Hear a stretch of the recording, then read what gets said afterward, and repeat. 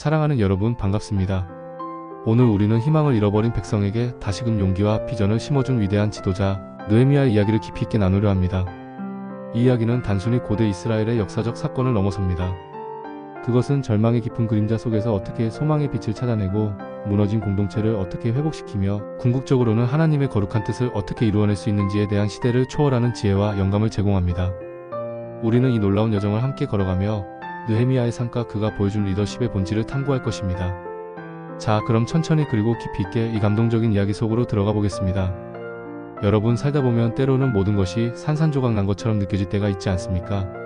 꿈과 이상은 산산이 부서지고 오랫동안 공들여 세웠던 계획들은 허무하게 무너져 내리며 심지어는 마음속 깊은 곳에 자리 잡았던 희망의 불씨마저도 차갑게 식어버리는 것 같은 순간들 말입니다. 삶의 무게에 짓눌려 더 이상 일어설 힘조차 없는 듯한 깊은 좌절감에 빠질 때 우리는 과연 어디서 다시 일어설 용기와 에너지를 얻을 수 있을까요? 느헤미야는 바로 그 절망적인 질문에 대한 가장 분명하고도 감동적인 답을 우리에게 제시하는 인물입니다. 그는 문자적으로 황폐해진 예루살렘 성벽 앞에서 단순히 절망하거나 주저앉지 않았습니다. 오히려 그는 무너진 민족의 영혼을 깊이 이해하고 그 영혼들을 일으켜 세워 새로운 비전과 희망을 향해 나아가게 했습니다. 오늘 우리는 그가 걸었던 그 위대한 길을 누구나 쉽게 기억하고 자신의 삶에 적용할 수 있는 감동적인 이야기로 함께 정리해볼 것입니다. 요즘 우리 사회를 한번 둘러보십시오. 매일같이 쏟아지는 언론의 소식들 중에는 때로는 깊은 절망과 무기력감에 빠지게 하는 것들이 참으로 많습니다. 마치 느헤미야 시대의 예루살렘처럼 우리 주변에도 무너진 관계들, 깨어져 버린 공동체들, 그리고 희망을 완전히 잃어버린 채 방황하는 영혼들이 적지 않습니다. 사람들은 쉽게 포기하고 문제의 원인을 외부에서만 찾으며 서로를 탓하고 깊은 절망의 늪에서 좀처럼 헤어나오지 못하는 모습을 보입니다. 이러한 상황 속에서 우리는 무엇을 해야 할까요? 과거의 영광만을 하염없이 한탄하며 주저앉아 있을 수는 없습니다. 이제는 과거의 실패와 아픔을 거울 삼아 새로운 비전을 제시하고 흩어진 마음들을 다시 하나로 모아 함께 손을 맞잡고 다시 일어설 수 있다는 용기와 확신을 불어넣어 주어야 합니다. 바로 이것이 느헤미야가 보여주었던 진정한 리더십의 본질이었습니다. 저 또한 개인적으로 삶의 여러 순간에서 수많은 어려움과 도전에 직면했습니다. 어떤 중요한 프로젝트를 처음 시작했을 때 모든 사람이 저의 아이디어에 열광하고 지지를 보냈습니다. 하지만 예상치 못한 난관과 역경에 부딪히면서 점차 회의적인 시선과 비판의 목소리가 쏟아지기 시작했습니다. 그건 실현 불가능한 일이야. 과연 누가 너를 믿고 따라주겠어? 괜히 힘만 빼지 말고 포기하는 게 현명해 같은 부정적인 말들이 저의 마음을 깊이 흔들었습니다. 그때 제 마음에 깊은 절망감과 함께 무기력함이 찾아왔습니다. 마치 오랫동안 견고하게 버텨왔던 성벽이 하루아침에 무너져 내리듯 저의 의욕과 열정은 산산조각 나는 듯한 고통을 느꼈습니다. 하지만 바로 그때마다 저는 성경 속에 기록된 느헤미야의 이야기를 다시금 떠올렸습니다. 그의 불굴의 끈기와 흔들림 없는 믿음, 그리고 무너진 공동체를 향한 뜨거운 사랑과 헌신을 묵상하며 저는 다시금 일어설 힘과 용기를 얻을 수 있었습니다. 겉으로 보이는 현실적인 상황이 아무리 절망적이고 불가능해 보일지라도 진정한 리더는 그 속에서도 희망의 작은 씨앗을 발견하고 그것을 인내심을 가지고 끈질기게 키워내는 사람이라는 것을 느헤미야를 통해 분명히 깨달았습니다. 그날 저는 뼈저리게 배웠습니다. 눈앞에 가로막힌 거대한 벽만을 바라볼 것이 아니라 그 벽 너머에 펼쳐질 새로운 비전과 하나님의 계획을 볼 수 있는 영적인 통찰력과 불굴의 용기가 무엇보다도 중요하다는 것을 말입니다. 그럼 이제 성경 속 느헤미야의 이야기 속으로 더욱 깊이 들어가 보겠습니다. 느헤미야서 전체를 관통하는 몇 가지 핵심적인 메시지와 교훈들을 함께 자세히 살펴보도록 하겠습니다. 첫째, 절망 속에서도 하나님께 간절히 기도하는 깊은 영성입니다.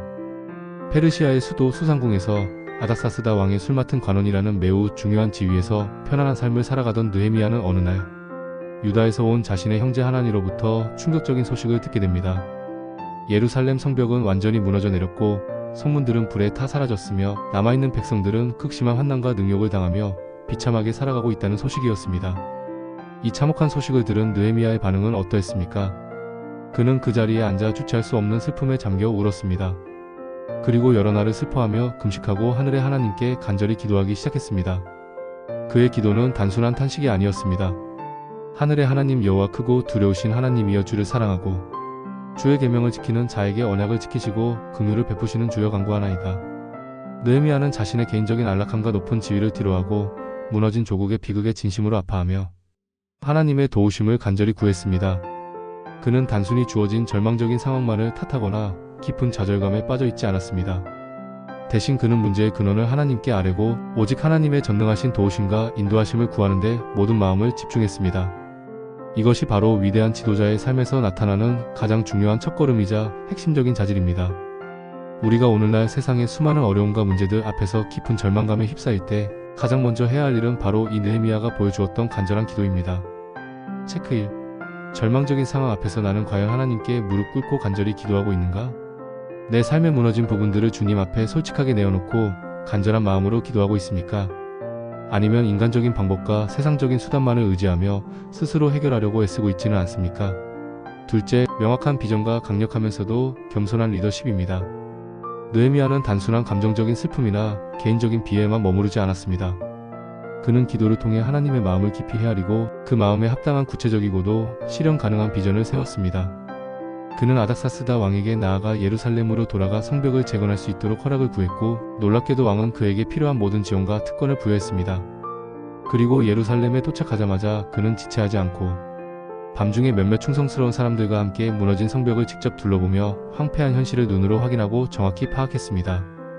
그는 현실을 외면하지 않고 직시했으며 그 상황을 바탕으로 구체적인 계획을 세웠습니다. 그리고 마침내 백성들 앞에 서서 강력하면서도 호소력 있는 목소리로 외쳤습니다. 우리가 당한 환난은 너희도 보고 있는 바라. 예루살렘이 황폐하고 성문이 불탔으니 자, 예루살렘 성을 건축하여 다시는 수치를 당하지 말자. 느헤미야는 단지 명령을 내린 것이 아니었습니다. 그는 백성들의 아픔을 깊이 공감하고 그들의 마음속에 새로운 희망과 비전을 심어주었으며 흩어진 백성들의 마음을 하나로 모으는 강력한 외침을 통해 공동체 전체를 움직였습니다. 그의 말은 백성들의 마음에 불을 지폈고 그들은 일어나 건축하자고 화답하며 기꺼이 동참했습니다. 체크 2. 나는 과연 명확한 비전을 제시하고 주변 사람들과 공동체를 하나로 모아 함께 나아가게 하는 리더십을 발휘하고 있는가? 우리 공동체나 가정에 무너진 부분이 있을 때 그저 불평과 탄식만을 늘어놓고 있지는 않습니까? 아니면 느헤미야처럼 구체적인 계획과 희망의 메시지로 사람들을 독려하고 함께 해결책을 찾아 나서도록 이끌고 있습니까? 셋째, 수많은 난관과 방해에도 불구하고 결코 굴하지 않는 불굴의 끈기와 인내심입니다. 예루살렘 성벽 재건 소식이 들리자 주변의 이방 민족들, 특히 사마리아 총독 산발락과 암몬 사람 도비야, 그리고 아라비아 사람 게셈은 심히 분노하며 이스라엘 백성을 조롱하고 온갖 수단과 방법을 동원하여 위협하기 시작했습니다. 그들은 너희가 하는 일이 무엇이냐 왕을 배반하려느냐고 비난했고 심지어는 무장한 군대를 동원하여 실제적인 공격까지 감행하려 했습니다. 느헤미야는 이러한 극심한 위협과 조롱 앞에서 어떻게 반응했습니까? 그는 결코 두려워하거나 쉽게 포기하지 않았습니다. 하늘의 하나님이 우리를 형통하게 하시리니 그의 종들인 우리가 일어나 건축하려니와 오직 너희는 예루살렘 안에서 아무 기업도 없고 권리도 없고 기억되는 바도 없다고 단호하고 확신의 참 목소리로 맞섰습니다. 그리고 그는 단순히 말로만 그치지 않았습니다. 백성들을 조직하여 절반은 성벽 건축에 힘쓰게 하고 나머지 절반은 무기를 들고 경계하며 적들의 위협에 대비하게 했습니다. 성벽을 건축하는 동시에 적들의 침입에 대비하는 이중적인 임무를 수행하게 한 것입니다. 그는 밤낮으로 경계를 늦추지 않았고 심지어는 잠시도 옷을 벗지 않고 일에 몰두할 정도로 투철한 책임감과 헌신적인 자세를 보였습니다.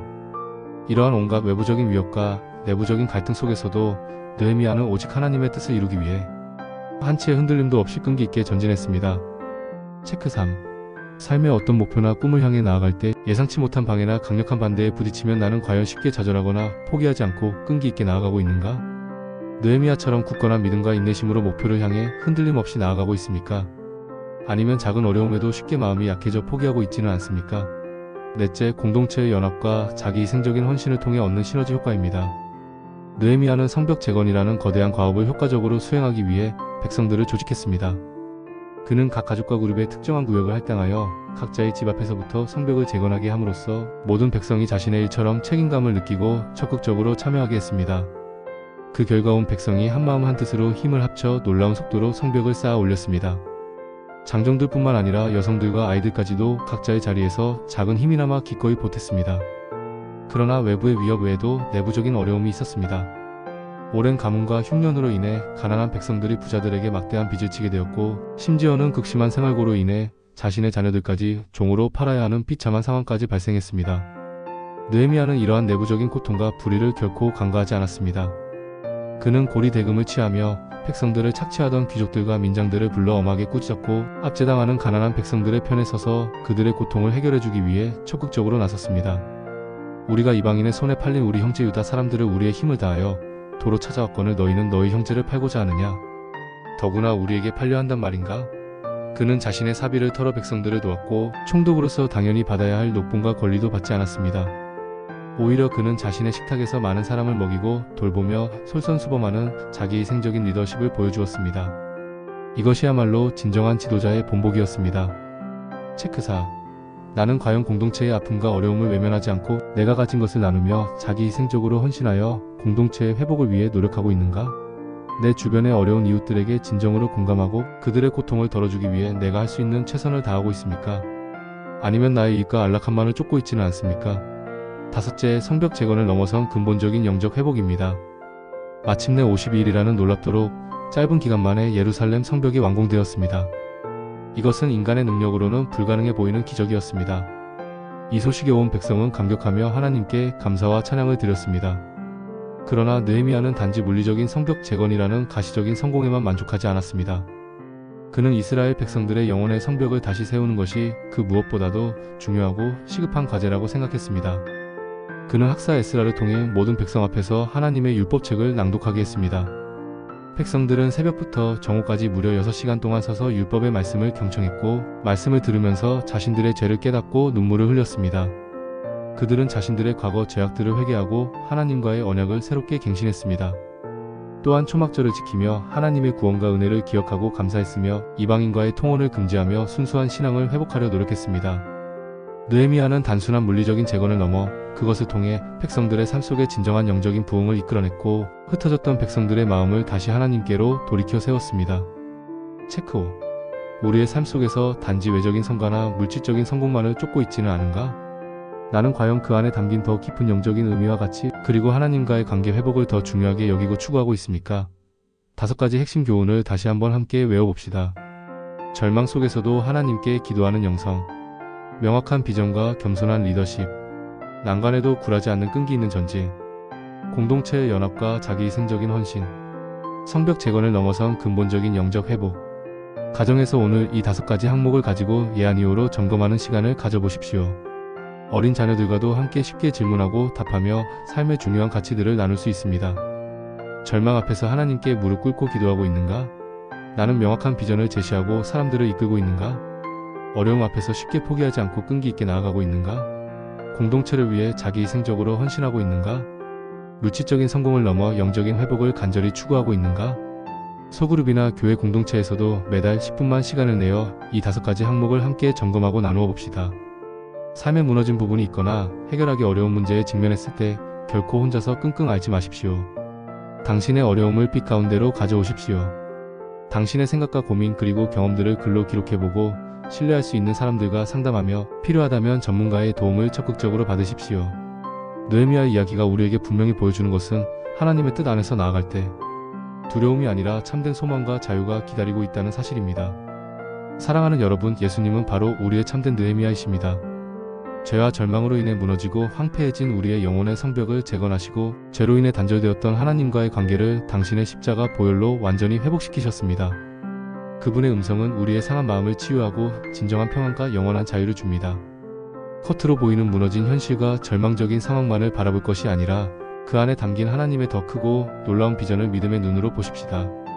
연약한 사람의 말이나 능력만을 따를 것이 아니라 오직 예수님만을 우리의 유일한 소망과 구원자로 따릅시다.